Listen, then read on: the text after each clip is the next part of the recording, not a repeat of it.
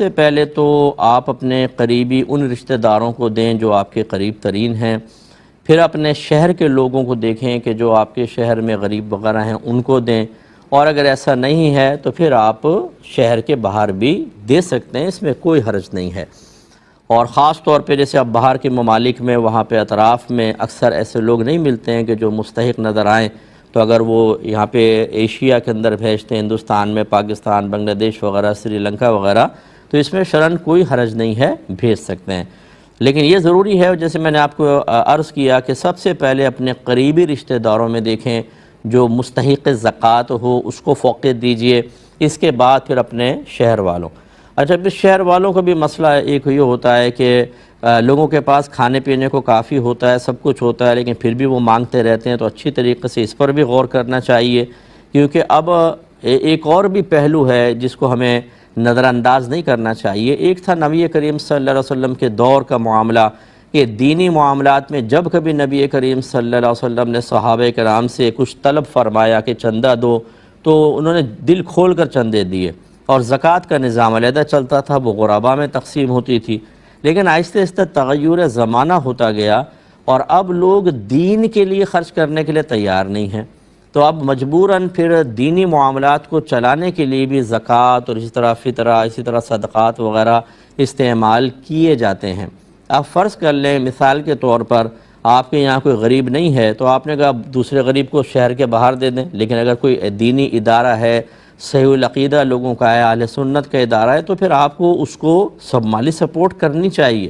اسی طریقے سے اگر یہاں نہیں ہے، کسی دوسرے شہر میں ہے، تو ان کو دینی چاہیے، کیونکہ دین کا کام اگر آپ نہیں کریں گے، ہم پیٹ بھرنے پہ توجہ رکھتے ہیں، ایمان کی حفاظت پر کوئی توجہ نہیں ہے ہماری۔ اکثر میں نے یہ دیکھا ہے، جی کھانا کھلا دیں گے، ہم غریب کو دے دیں گے، فلاں کو دے دیں گے، اور نہ اس غریب کو علم دین حاصل ہے، نہ اس کو ایمانیات کی پرواہ ہے، نہ وہ یہ جانتا ہے کہ کلمات کفر کیا ہوتے ہیں۔ آپ نے کھلا پلا کے ٹائٹ کر دیا اس کو، نہ نمازیں پڑھتا ہے، نہ روزہ رکھتا ہے، نہ حج کرتا ہے، نہ زکوٰۃ،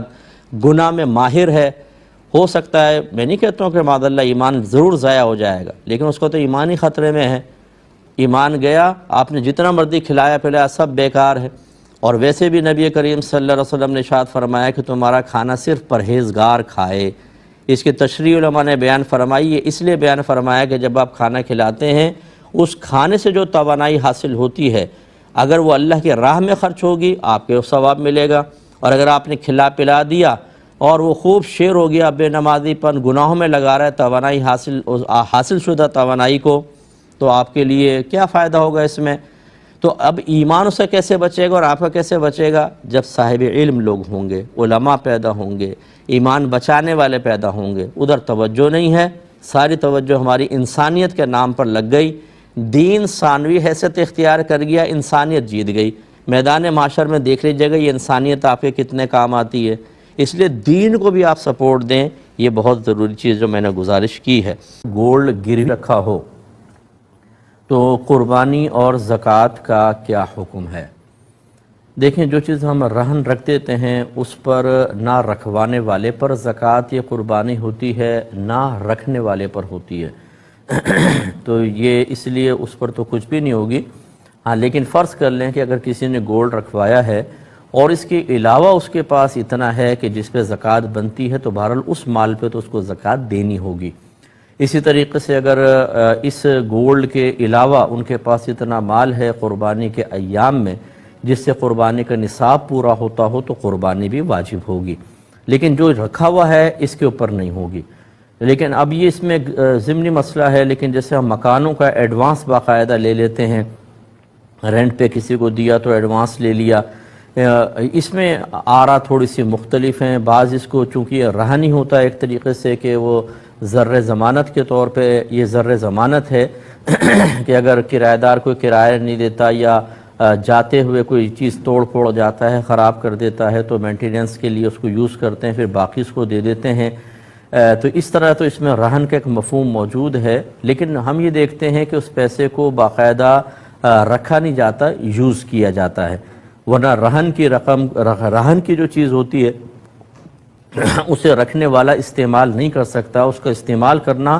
حرام اور گناہ کبیرہ ہے، کیونکہ یہ قرض کی صورت ہے، اور قرض کے اوپر یعنی ایک مطلب قرض جیسا ہے، قرض کے اوپر نفع لینا حرام ہے، لیکن اس کو یوز نہیں کر سکتے، اس کو قرض تو کہتے ہیں یوز، لیکن اب جو ایڈوانس ہے اسے تو باقاعدہ یوز کر رہے ہیں۔ اس میں اختلاف ہے کہ کچھ کہتے ہیں اس پہ زکوٰۃ نہیں ہوگی رہن پر قیاس کر کے، اور جو قرض کہتے ہیں قرض والے کے اوپر تو یقینی سی بات ہے، آپ نے کسی کو قرض دیا ہو تو اس پہ سال بہ سال